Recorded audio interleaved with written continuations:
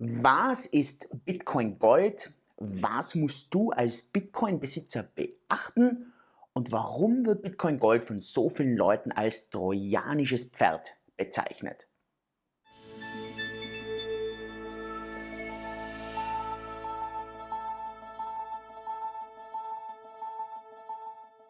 Herzlich willkommen zum heutigen Video. Mein Name ist Dr. Julian Hosp und auf meinem YouTube-Kanal geht es um Dinge wie Blockchain, Bitcoin, Kryptowährungen und Co. Und mir geht es immer darum, Leuten wirklich die Basis zu erklären, damit man hergeht und wirklich für sich selber eine Meinung zu diesen ganzen Themen bekommt und nicht irgendwie anderen Leuten hinterherlaufen muss und irgendwie nur andere Leute kopieren braucht. Und heute geht es eben um dieses Thema Bitcoin Gold. Und falls du das noch nicht gehört hast, ich werde ganz am Anfang darüber hineingehen, was ist ein Bitcoin Gold, wie funktioniert das, warum wird es derzeit von Bitcoin vielleicht gefolgt, vielleicht auch nicht, was sind die Pro, was sind die Cons und was ist so ein bisschen meine eigene Meinung dazu, beziehungsweise warum bezeichnen das so viele Leute irgendwie als trojanisches Pferd.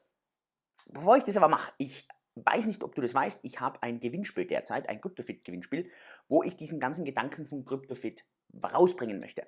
Ich habe dir unten den Link reinkopiert, du musst gar nichts machen, es ist kostenlos, du kannst teilnehmen. Ich verlose einerseits 0,6 Bitcoin, andererseits ein 1:1 Gespräch mit mir und sonst eine 10x-Karte als dritten Preis.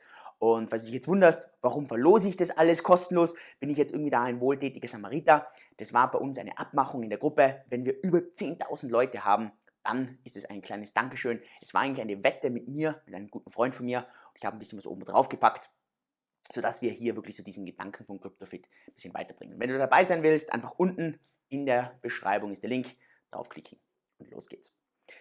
Starten wir rein in das Thema Bitcoin Gold. Was ist das Ganze? Bitcoin Gold ist ein Fork von Bitcoin, der geplant ist. Und das schauen wir uns auch genau an, was das hier bedeutet. Und zurzeit kommt es irgendwie so vor, auf Ethereum gibt es diese ganzen ICOs und auf der Bitcoin-Chain forken diese ganzen Leute irgendwie die Bitcoin-Chain. Warum machen das Leute? Warum forkt man? Warum kreiert man nicht eine eigene Blockchain? Naja, es ist viel leichter, einen Namen mitzunehmen, einen Ruf mitzunehmen, als wie, dass man jetzt das Ganze neu aufbauen muss. Und wenn ich jetzt etwas XYZ Gold nenne, dann hört keiner hin. Wenn ich das Ganze aber Bitcoin Gold nenne, dann ist es natürlich rein marketingtechnisch und rein vermarktungstechnisch ist das ja natürlich deutlich besser. Ich habe dir die offizielle Webseite von den Jungs ganz unten mal reinkopiert, wo du dir das auch alles im Detail von ihnen durchlesen kannst. Hier ist auch der Bitcoin Talk Link von denen, wo sie eine ganze Diskussion und viele Fragen haben. Du wirst auch relativ schnell merken, dass hier einiges an Kritik dahinter steckt und einiges an, naja, sagen wir mal, noch nicht so gelösten Dingen drin ist. Woher kommt das Ganze denn überhaupt? Das kommt daher, dass bisher von diesem ganzen Bitcoin Gold, und ich habe es mir jetzt gerade wieder auf GitHub, das sogenannte Repo, dort angeschaut, das ist ein Repository, wo die ganzen Programmierer ihre Sachen teilen, reinschreiben, sind einfach noch einige Sachen überhaupt nicht geklärt. Und zwar, es ist der gesamte Code eigentlich noch nicht perfekt einsehbar, es sind noch viele Sachen ungeklärt. Zum Beispiel eine der Sachen, die ungeklärt ist, dass in einem Fork ist ja die Geschichte der Blockchain die gleichen auf beiden Chains danach. Das heißt, wenn du einen Bitcoin hältst, am Stichtag splittet sich der Bitcoin, das ist einen Bitcoin auf der originalen Chain und auf der Bitcoin Gold Chain. Und jetzt ist zum Beispiel folgendes Problem. Wenn du eine Transaktion auf eine der Chains machst, ist ja die gesamte Signatur auch auf der anderen Chain theoretisch gültig.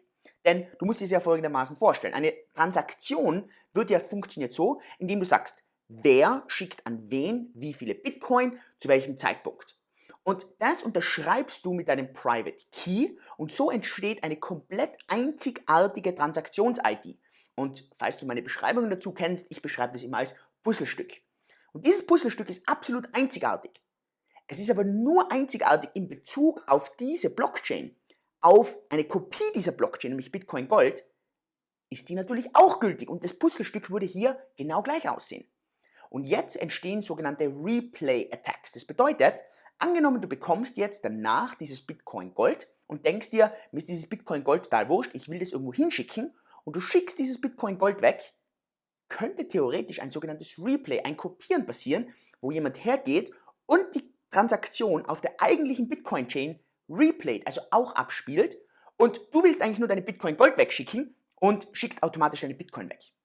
Und das ist schon mal so ein riesengroßer Kritikpunkt, weil normalerweise in einem guten Fork müsste hier eine sogenannte Replay Protection eingebaut sein. Und diese Replay Protection ist aber bis jetzt noch nicht eingebaut und derzeit ist gerade so ein Aufruf an, wer kann uns helfen, eine Replay Protection einbauen, damit eben irgendwie danach nicht so dieses Replayen passiert, diese Kopien passieren. Und das ist aber eine riesengroße Gefahr, denn die Frage stellt sich, vielleicht wollen die gar keine richtige Replay Protection einbauen, vielleicht wollen die eher so die Leute, hey, schick das Bitcoin Gold weg und im nächsten Moment schießt dein Bitcoin nach und dein Bitcoin ist weg. Sollten die Jungs keine gute Replay Protection drin haben, hast du nur eine Möglichkeit und es ist, dass du wartest, keine Bitcoin-Transaktionen machst, bis diese Replay Protection korrekt eingeführt worden ist. Und das ist etwas, das musst du dir wirklich vor Augen führen, dass wenn du mitbekommst, und das ist der Riesenunterschied zu Bitcoin Cash im August, bei Bitcoin Cash gab es eine Replay Protection. Das heißt, auch wenn du dein Bitcoin Cash oder dein Bitcoin weggeschickt hast, konnte das nicht replayed werden auf die andere Chain. Derzeit, und wir sprechen jetzt wirklich Sonntag, 23.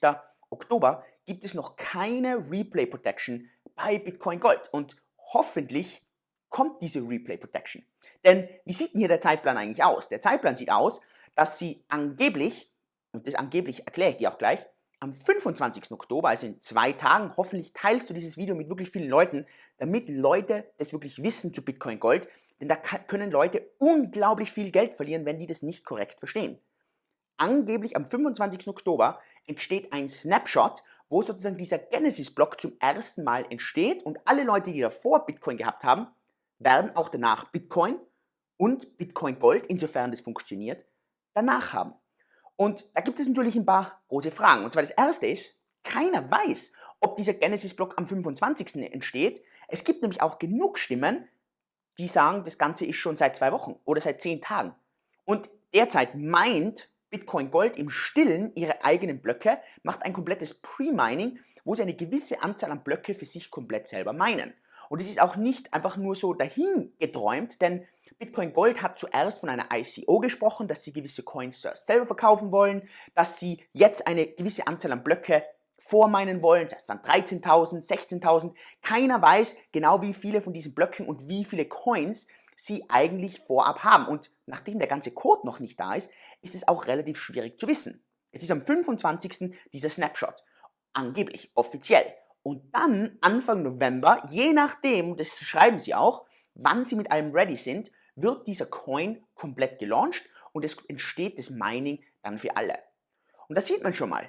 Es ist unglaublich nebulös, es ist unglaublich dubios und für mich persönlich, das ist wirklich meine absolute persönliche Meinung, kommt mir das so vor, als wenn es eine Gruppe ist, die eigentlich nicht wirklich weiß, was sie wollen, wie sie es machen, oder vielleicht tun sie nur so und wissen genau, was sie wollen und wollen eher Leute da irgendwo hineinlocken, weil die meisten Leute denken, Bitcoin Gold läuft genau gleich ab wie Bitcoin Cash im August, das aber aus ganz unterschiedlichen Philosophien abgespalten worden ist und auch von einer ganz professionellen Gruppe an Minern abgespalten worden ist. Und das bringt mich jetzt zu einem anderen ganz wichtigen Punkt, und zwar den sogenannten Schwierigkeitsgrad beim Minen. Beim Meinen geht es ja darum, dass diese Miner diese ganzen Puzzlestücke bekommen und diese Transaktionen, und die in ein Puzzle reinbringen müssen, nach einem bestimmten Schwierigkeitsgrad. Und da braucht das gesamte Bitcoin-Netzwerk derzeit knapp 10 Minuten für das gesamte Puzzle. Naja, wenn jetzt dann plötzlich nur 1/10 oder nur 1% der Mining-Power an diesen Puzzles arbeitet, dann dauert es 10-mal oder sogar 100-mal so lang. Und ein Block dauert dann plötzlich 1000 Minuten. Und das ist natürlich ein riesengroßer Schwierigkeitsgrad, weil nicht jeder will 1000 Minuten auf einen Block warten und viele Miner wollen natürlich nicht hier irgendwie Gefahren haben, um irgendwie Geld zu verlieren, indem sie auf der falschen Chain minen. Und das ist etwas, das ist unglaublich wichtig, denn auch wenn Bitcoin Gold den Mining-Algorithmus zu sogenannten Equihash rüberwechselt, also weg von SHA-256 rüber zu Equihash, so ist die große Frage, wer soll denn das minen, wie wird denn das Ganze gemeint und wer unterstützt denn das Ganze? Denn das ist etwas, das ist, glaube ich, super, super wichtig. Der Leitspruch, der irgendwie so von Bitcoin Gold ist, let's make Bitcoin decentralized again, steht mir schon ein bisschen rauf, weil dieses let's make something again kann ich schon nicht mehr hören. Und Bitcoin Gold versucht hier irgendwie auf irgendwas aufzuspringen, um irgendwie zu sagen, hey Leute, im normalen Bitcoin, das ganze Mining ist total zentralisiert, sind alles ASIC-Miner, stimmt auch, ist komplett korrekt. Aber warum dann irgendwie nebulös rüberspringen? Keiner weiß genau, klar, es soll ASIC Resistant Mining sein, also es muss irgendwie über GPU gemeint werden, das heißt, es wird weniger dezentral sein. Klar, dann hat man plötzlich Nvidia, man hat plötzlich AMD, die hier wirklich dieses Ganze von der Industrie unterstützen, die natürlich auch sagen, warum sollen nur die ganzen ASIC-Miner am Bitcoin-Mining was haben? Wir wollen auch was davon haben. Macht Sinn, dass hier ein gewisses Mining-Interesse im Hintergrund da ist. Aber es sind einfach so viele Fragen komplett ungelöst. Und das kann losgehen von, sie meinen alles gut und sie tun sich einfach schwer, hin bis zu, sie strukturieren gerade irgendwie ein komplettes trojanisches Pferd, wo Leute überhaupt nicht wissen, auf was sie sich einlassen, wo sie hergehen und dann im guten Gewissen die Coins splitten, hergehen, ich verschicke zum Beispiel meine Bitcoin Gold und im nächsten Moment sind meine Bitcoins weg. Und in dieser ganzen Bandbreite kann unglaublich viel passieren und es ist einfach noch so viel total ungelöst und es stellen sich zurzeit bei Bitcoin Gold mehr Fragen als wie Antworten. Und das ist natürlich etwas, das mir irgendwie so ein bisschen einen Schauer auch am Rücken runterlässt, denn das ist natürlich eines der schlimmsten und irgendwie schwierigsten Dinge. Und deswegen würde ich mich wirklich freuen, wenn du dieses Video auch wirklich teilst, damit Leute dem bewusst sind, denn ich merke einfach viel zu viel derzeit, wenn ich bei Events bin, dass Leute glauben, dass dieses Bitcoin Gold genau gleich sein wird wie dieses Bitcoin Cash. Und das wird aber überhaupt nicht so sein, denn es sind ganz viele Dinge komplett ungelöst. Was soll denn dieser Wert von Bitcoin Gold sein? Keiner weiß das, denn der Wert entsteht immer durch Angebot und Nachfrage. Angebot auf der einen Seite, wie funktioniert denn das Mining überhaupt? Wie viele Leute haben denn Bitcoin Cash? Geht Bitcoin Cash selber her und dumpt ihren ganzen Supply auf den Markt? Wie viel wird denn das überhaupt sein? Und wie viele Leute werden dem Bitcoin Gold überhaupt vertrauen? Sorry, Bitcoin Gold, ich rede natürlich nicht von Bitcoin Cash. Wie viel werden Bitcoin Gold überhaupt vertrauen? Wie viele von den Minern hauen das auf den Markt? Wie viele Leute wollen das überhaupt? Und dieses Angebot und Nachfrage wird den Preis unglaublich beeinflussen. Und eins sage ich dir auch, sobald Bitcoin Gold ein bisschen runtergeht, werden die Miner sofort aufhören dort zu minen. Das braucht komplett neues Mining-Equipment, es muss neu aufgesetzt werden und sagen sofort, ich meine irgendwas anderes. Und es gibt auch andere Coins, die Equihash als Algorithmus haben. Das heißt, es ist nicht so, dass man nur Bitcoin Gold damit minen kann. Und so wird sich mal der Wert irgendwie entwickeln. Und für mich persönlich wird vielleicht, und das ist wirklich so, das wäre eigentlich schon ein Best Case, wenn Bitcoin, keine Ahnung, 90% vom Wert behält und Bitcoin Gold 10% bekommt. Das ist schon unglaublich gut. Meiner Meinung nach wird es eher 99,9% bei Bitcoin bleiben und ein ganz, ganz, ganz kleiner Teil wird sich auf Bitcoin Gold überhaupt irgendwie stürzen, denn es sind so viele Fragen in diesem ganzen Bild. Welche Hardware unterstützt es, welche Software es unterstützt, welche Wallets, welche Exchanges, ist komplett ungelöst. Und da war einfach bei Bitcoin Cash viel mehr Politik, viel mehr Stärke dahinter.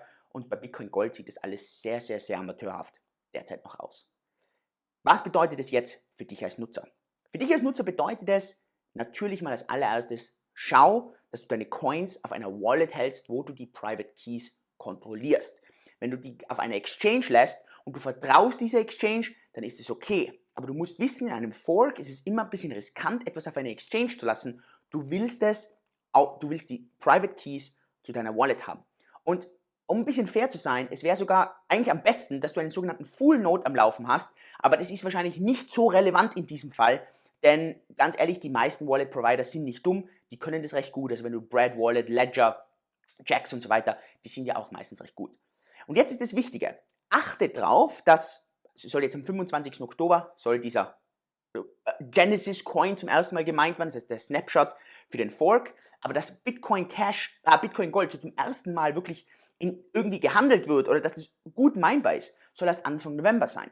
Und wenn du hier dann hörst, dass es keine Replay Protection gibt, dann musst du wirklich aufpassen, dass du ja keine Bitcoin-Transaktionen in dieser Zeit machst, denn auch wenn du Bitcoin Gold oder Bitcoin verschickst, kann man sofort das andere replayen und das kann ein unglaubliches Risiko darstellen. Wir werden aber auf jeden Fall bei uns in der Facebook-Gruppe damit natürlich kommunizieren, posten. Falls du dort noch nicht dabei bist, kann ich dir auf jeden Fall raten, dass du bei uns in der Facebook-Gruppe dabei bist, um hier wirklich diese Infos zu bekommen. Wie sieht es denn aus? Gibt es irgendwelche Updates? Denn das Problem ist hier nicht nur, dass du da sitzt und sagst, okay, ich bekomme einen kostenlosen neuen Coin, sondern es kann bedeuten, dass du deine Bitcoins verlierst. Und das ist einfach unglaublich, denn ich glaube, für viele Leute ist es nicht klar, wie gefährlich solche Sachen oft sind, wenn man hier einfach leichtgläubig irgendwo reingeht. Eine Frage, die natürlich hier total oft ist, wie wird das Ganze generell den Preis beeinflussen, wie wird es Altcoins beeinflussen? Und da muss man sich natürlich immer so ein bisschen die Frage stellen, weiß man, was in der Zukunft passiert? Natürlich nicht. Also muss man hier vielleicht ein bisschen rumjonglieren. Ich glaube, dass natürlich auch vielleicht du jetzt hergehst und sagst, okay, hey, weißt du was, kostenloser Coin, vor dem 25. Oktober kaufe ich mir Bitcoin. Das war einer dieser Gründe, warum Bitcoin jetzt so nach oben gezogen ist, weil die Leute sagen, hey, ich kriege einen kostenlosen Coin. Und klar, vielleicht ist er wertlos, aber vielleicht bringt er mir auch was. Und dieser Gedanke ist nicht schlecht. Es kann natürlich sein, dass hier unglaublich Wert entsteht, gleich wie bei Bitcoin Cash. Es kann aber natürlich auch sein, dass Leute draufkommen, dass es irgendwie alles ein bisschen ein Farce ist und irgendwie nicht alles korrekt und dass dieses ganze Bitcoin-Ökosystem einen kleinen Rücksetzer bekommt. Und ganz ehrlich, dieser Rücksetzer kann auch leicht mal so auf die 5000 zurück sein, wo wir eben durchgeschossen sind. Also, dass da 20% Minus drinnen ist, kann leicht sein. Und natürlich darf man auch eins nicht vergessen, wenn jetzt Bitcoin wirklich schnell nach oben schießt, zieht es meistens Geld aus den Altcoins raus. Wenn Bitcoin langsam nach oben geht, dann kann das ganze Ökosystem mitwachsen. Denn eines muss man immer verstehen. Der Weg von Fiat zu Krypto ist immer relativ langsam, weil das muss über die Exchanges gehen.